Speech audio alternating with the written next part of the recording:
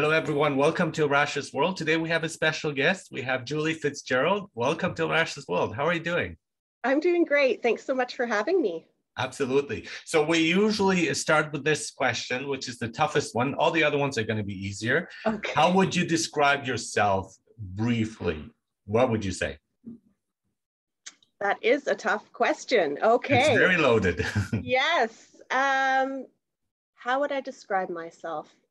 I would say for the most part, I'm a pretty joyful person, definitely delving into the spiritual on a daily basis and always just kind of wondering, where do I fit in today and what does God need me to be doing today? Where can I serve people? Okay, that's wonderful. And we want to talk about your book. So it's called Faith to Rise, A Journey to Joy and Centering. And so there are really, I love the title. So especially here, Faith, Joy, Centering. Let's talk about it. Yeah, so this book came about during the pandemic. It actually started off as weekly radio devotionals. And I had the opportunity to write these and record them on our local radio station. And the response was really amazing. People at that time, there were no vaccines yet. We were all kind of just not quite sure how things were going to pan out. So it was a lot of worry, fear, anxiety was kind of ruling the day. So I had the opportunity to just think about what topics could I put on the radio that would be an encouragement to people, that would offer hope, and just, encourage them along their path as we kind of navigated through COVID. And we did 13 to start, 13 weekly episodes. And the response was so great that we ended up doing another 13. And by the time we got to 52, I approached my publisher and said it would be really great if we could put these in a book. So that's where the book came from.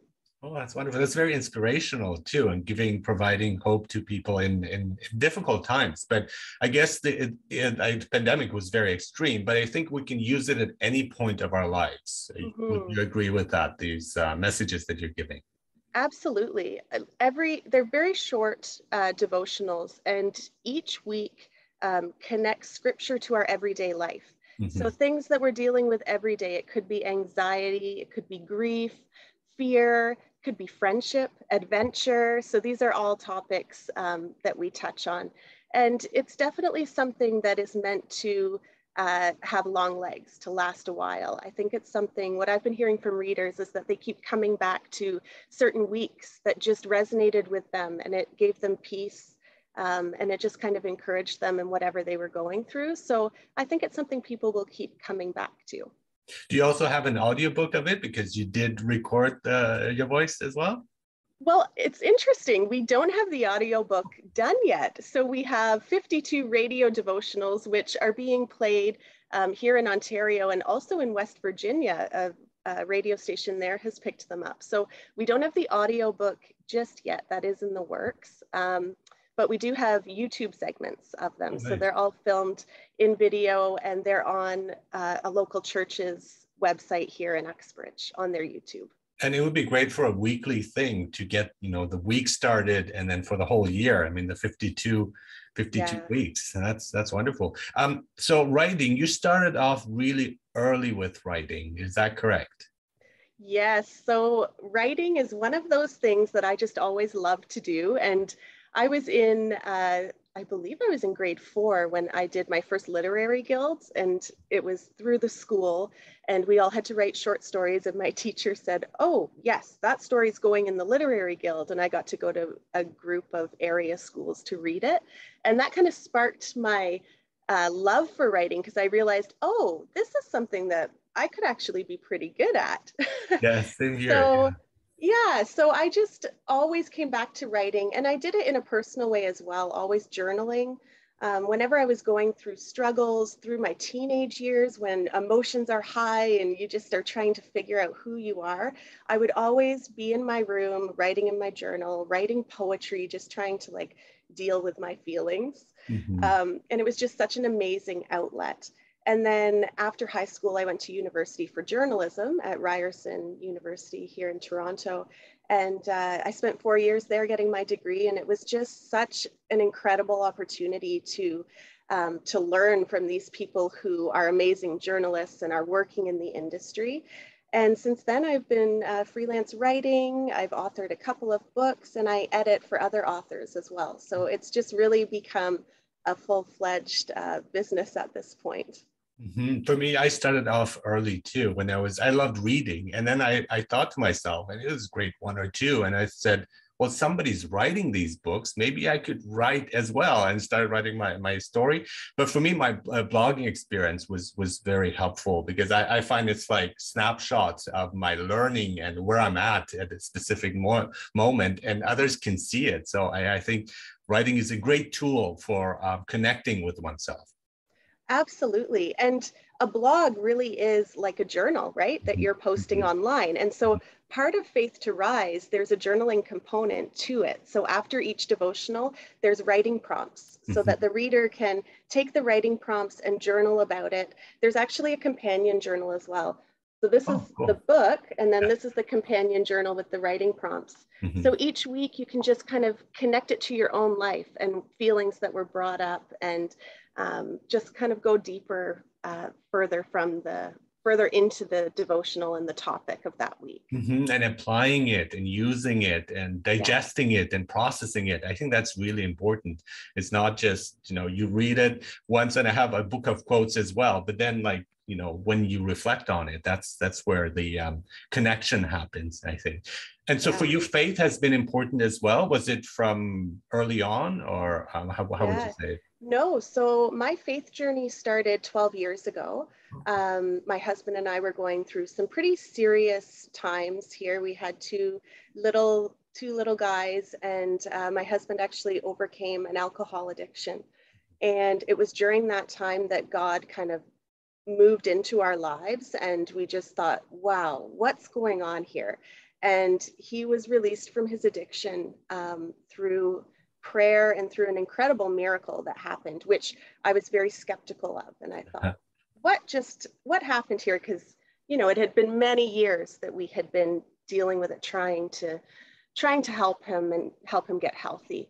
And God moved into that situation, and he changed our lives. And from that moment on, I just was so hungry to know everything I could about this amazing God of ours, who changes circumstances and removes addictions and provides us with hope. And for 12 years, I've just been journeying down that road, just learning more, getting a very robust prayer life, and developing a church family around us, which has been huge as you go through life's obstacles of ups and downs. So the faith came 12 years ago and has just grown from there. It's very interesting just about faith. It's kind of also like confidence in a way. It's something that you may be looking for, but you can't find it. And often it comes to you. And I've had experiences like that too. And where it's but you have to kind of set the stage for it to happen. So it's quite amazing. And I've heard stories like yours that are just fascinating. And I think it's in psychology and psychiatry, this is also something that's encouraged nowadays, which I find very promising and important too, because what happens is when you do have faith, again, in another power, in yourself, in your community, in your nation, and in all different parts of it, I think that can really make you feel happier, satisfied, and also hopeful and optimistic. And I see that a lot of people do not have that connection, and they're missing out. And we see it also in terms of where you live. And I like to talk about the urban lifestyle and the country life. So when we look in terms of community and connection, and you've had experience of both, and what is your insight on that kind of difference between the two? So I've definitely had both. I lived in Toronto for 10 years. And I've now lived in Uxbridge for 12 years. I actually grew up in this town where I'm living now. So I had the small country life, then I had the city life, and back to the country. And I think when I was living in urban Toronto, it was a very exciting time. It was very busy. We were always going from one thing to the next. Life is so hurried, and you are going from your house to your job, and you're on the streetcar, taking transit, subway systems. It's just a lot coming at you, I think.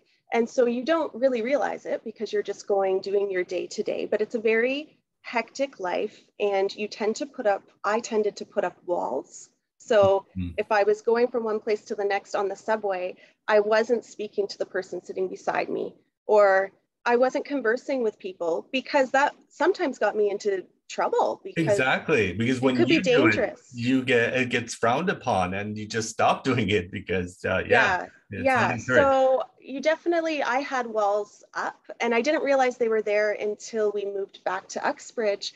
And I went out to do something the one day, and I was walking with my head down, going to wherever I was going because I was in my urban city mode. And I hear, Julie, Julie. And I look up, and it's a friend's mother. And it was a reminder to me, like, no, you're back in your hometown. You need to look around, open yourself up, say good morning, say hello. And it was just a very different um, feeling. And people wanted to talk. Like, it was a slower pace. People were not in a rush. They wanted to say, hi, how are you? What have you been up to? That kind of thing. So that's my experience. And I'm sure it's different for everybody, but that's what I found. And we have more and more people on their phones, so we feel kind of already intimidated. It's kind of like a block. But in the past, we had newspapers and books, so it's like that kind of always existed. But a lot of people do actually enjoy when you talk to them, and it's just, you know, they're kind of trying to protect themselves. But then when you open up, they open up as well. So I would encourage people to do that, because that makes us also feel more connected and happier as a rule. And I would think too, in the city, that's even more important because we're all so guarded, right? Mhm. And there's so much going on. For somebody to say good morning and to give you a smile can really kind of change the start of your day. So Mhm. yeah, I would say it's Absolutely. even more important in the city. And you're also interested in food, and pizza, and the good stuff of life. So I want to talk a bit about that, because I'm a huge fan of food and coffee and wine. Those are my drugs of choice that I will always enjoy. And so yeah, well, let's talk about that a bit. Yeah, so I've had the opportunity over the years to write for a number of different food publications, and that has been a real eye opener and very enjoyable. So I've got to interview pizza makers from across Canada Nice. who compete on the world stage at these pizza expos that they hold in Las Vegas. And the passion that they have is so incredible, for the passion for creating, you know, the perfect dough and the Mhm. perfect pizza sauce. And it really is exciting to speak to these people who are just, you know, living out their passion. They are passionate about pizza and they are living it out, and they're making incredible pies all over the place. And also baking. I've done a lot of writing for Baker's Journal, which is a trade publication that goes to bakers across Canada. And the pastry chefs and the chocolate makers, it's just incredible, the detail and the level of expertise that these people have in their industry. It's really eye-opening. Yeah, and on a podcast on creativity, we talked about the fact that cooking and baking is a creative process. And so that it's you are adding your own touch to it, and your own flavor and your own ingredients and the way you process it and prepare it. And then others can actually eat it, which is wonderful. I mean, words, of course, are important for our soul, but for our body, I think the food, the creative aspect is also very important. And we often Yeah. ignore that. Yeah. Well, it's nourishing, right? They're Exactly. nourishing They're nourishing people. in different ways. Yeah. Exactly. So words can nourish our soul, and good food can nourish our soul, and friendship can nourish our soul, and, you know, our higher powers can nourish our souls. So I think it's important to just kind of look across the spectrum and see how you can feed all of these different things into your lives. And I think, like, I've been freelance writing as a journalist for 12 years now. And the biggest thing that I've taken away from it is that everybody has their unique gifts and talents. Everybody is passionate about Yes. something that is Yes. unique to them. And it's so important that we pursue those passions that are ours alone, because nobody can do something quite like you can. Mhm. So even as writers, writers are not the same, right? Everybody writes differently, and nobody can write quite like you can or quite like I can, and we all bring something different to the table. And it's the same with, you know, pastry chefs, and with pizza makers, and with horseback riders, and with artists. And it doesn't matter what it is, even teachers, people who are great at encouraging others, people who have compassionate hearts and can see needs that need to be met before the rest of us see them. I'm so enthralled by the unique giftings that people have, and I love writing stories to showcase that. Yeah, but it takes an element of faith and confidence in oneself, and of risk taking, of again, not pleasing everybody, because not everybody will like it, most likely. And so I think a lot of us are cookie cutter, and we're just like in that comfort zone, and kind of things that are commercial because you want to sell in terms of writing and creating products.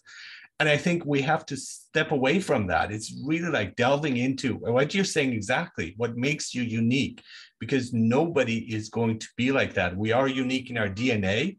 So we are also unique in our spirits, in our soul, and in our way of thinking, of seeing things. But I think a lot of people are afraid of expressing that. Yeah, I think we like to be safe. We like our comfort zone, right? So anything that pushes you out of your comfort zone is scary, and maybe we don't really want to go there, but it's so worthwhile doing it, because you never know what's going to happen. And I would say Faith to Rise probably put me the furthest out of my comfort zone of anything that I've ever done before. And it was because I was putting my faith on local radio, these little pieces that I'd written, and I didn't know how it would be received. It wasn't a Christian radio station that it was going on. This is the community that I live in. So my boys play hockey, and we're at the arena, and we're at the school, and, you know, just all over the community doing different things. And our acquaintances don't necessarily know this side of me to these depths. So putting that out on the radio was very scary and very out of my comfort zone. But the response ended up being well worth it. And then a year later, I mean, I never could have imagined we'd do 52 of them and then turn it into a book and have a YouTube series. I mean, it just snowballed and became something really amazing that I didn't foresee when we started out. Yeah, and it starts with that spark, with that idea, and then it grows into something completely else, something much bigger, as you're experiencing. Yeah. Yeah, I think having the courage to step out of our comfort zones and to just try something different is really important. Even if we fail, Exactly. that's okay. Exactly. Because you learn and you can try again and maybe do it a little bit differently. But I think it's important for us to do that, to be courageous and just push ourselves a little bit to see, you know, what more am I capable of? What else could I conquer or accomplish? One thing that I've also looked at with various guests here on my podcast is intuition and the importance of it. And a lot of people I've talked to is like, it's the intuition that has driven them out of that comfort zone into rewarding places, into fulfilling themselves too. And how important was intuition for you in this process? Super important. And I would say that my intuition, I recognize as my connection with God. And so for me, like when in the mornings, I do my morning Bible reading, and I read a little devotional that just kind of helps set me straight for the day, and helps me lift anything I'm carrying off my shoulders, give it over to God, let Him worry about it, and I'll just do what's in front of me. So that connection that I feel with Him, I recognize as my intuition. And so in the process of Faith to Rise, even just coming up with the ideas for each week, like what the theme would be, I definitely relied wholly on that. So it would be after a time of reading and prayer that I would say, okay, now what are the themes that are really on my heart right now? And then I'd jot down the themes, and then I'd, you know, Google scripture verses to see like what fits with this theme. And it was that intuitive feeling, that connection with my Holy Spirit, that helped me decide what to put in this book and what to talk about. And so would you say that is part of the centering that is part of your book too, that you feel then grounded and centered? Has Absolutely. Yeah. I think when you do that, that's exactly the feeling, is being centered, because you've lifted off your worries and your anxieties and your fears, and you're confident that you're where you're supposed to be. And all you have to do is what's put in front of you that day or that moment. So to write the devotional or to go to the radio station and record it that day, I'm not going to worry about all the things that come after, about what will people think? Will it be received? Exactly. Will they kick me off the radio? Will Yes. they run me out of town? Will they hate it? Will they like it? None of that crosses your mind, because you're just doing that thing that day. So that's where the centering, I think, comes from, and just being confident in what God's putting in front of you. Now, one of my concerns is that people are not really grounded in reality in some cases when that happens. And so, and I've had this experience where a friend of mine would not study. And it's like, well, I'm going to do well because God will provide me the answers. Like, no, it doesn't work that way. It doesn't work that way. So I think the personal responsibility, accountability of taking actions, of living in reality is really important. And we've seen that clash with COVID, where people simply say, okay, I trust, God, I'm going to be fine. I was like, well, trust both. Get the vaccines and have God protect you, and you're good for life, And I think that's a danger where people what I would call blind faith, that is not grounded in reality. And I think that is a bit scary as well. I mean, you raise a very, very good point. We have to do the work. God's not going to magically come and make things appear. I mean, he could miraculously provide healing Miracles for things happen, and change our situations. He can do that in an instant. But this book is not magically appearing unless I sit down and connect and do the work. And it's not magically appearing on the radio unless I go to the station and record it. And I mean, with COVID, what I would submit there is, like, there are scientists that is their unique gifting. God has given them the gift of understanding science, of being passionate about it. And I wholly recognize that. And I think, that is not my gifting. And I trust those people who have spent their life's work researching this stuff and trying to keep us safe. So that was kind of my outlook on COVID, was, pray to God every day and get your vaccines and stay safe. Yeah.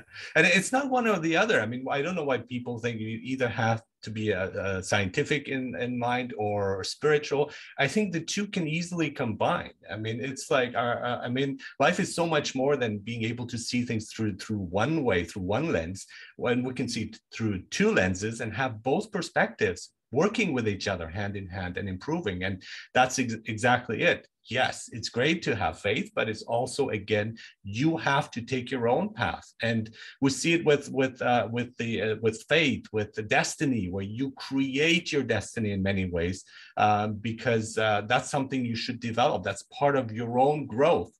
And people are not often seeing that.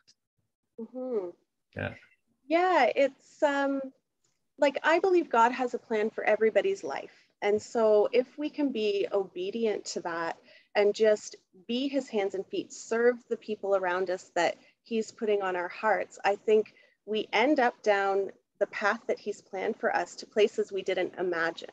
So I would say, creating my destiny. I mean, I've always loved writing, so I've always pursued it. And so is that me creating my destiny, or is that me just following the giftings that I feel like God has given me, and he's just putting each opportunity in front of me? Maybe it's both, right? It's kind of semantics here. We're talking about the same thing. But I definitely believe in visualizing what you want, writing it down, praying about it, asking God, saying, this is my heart. This is what I'm passionate about. Please present opportunities in front of me that I can take to further this passion. And he does. I mean, that's why I'm a 2-time author here, and, on your podcast, and a speaker for different women's groups. God gives us these opportunities when we're up for going for it and being courageous. Yes, absolutely. So what would be a message of hope here to finish with? One of your inspirations that you would find is probably one of the most hopeful messages that you can give to my audience here. Okay. What comes to mind? Oh my goodness, there's so many. Yeah. But I think it's love. And Okay. that's the final devotional in the book. Mhm. And it all comes down to love, loving our neighbors, loving our families, loving those around us. Everything we do, acting from a place of love, that changes the world. That Mhm. breaks down walls, that softens hearts, that brings people over to you to, when they want to battle or come against you, they can't when you're coming to them from a place of love. So I think that is the most important thing that we can do, is just, act in love every day at every opportunity that we get. As the Beatles say, all you need is love, and that's All definitely you true. need is love. That's all you need. Yes. Yes, absolutely. Thank you so much for being on Arash's World. So, Julie Fitz-Gerald, you're an author, freelance writer, editor, and your book is called Faith to Rise, A Journey to Joy and Centering. Thank you so much for being here, and have a wonderful day, and best of luck to you. Thank you. Thanks so much for having me. For sure. Take care.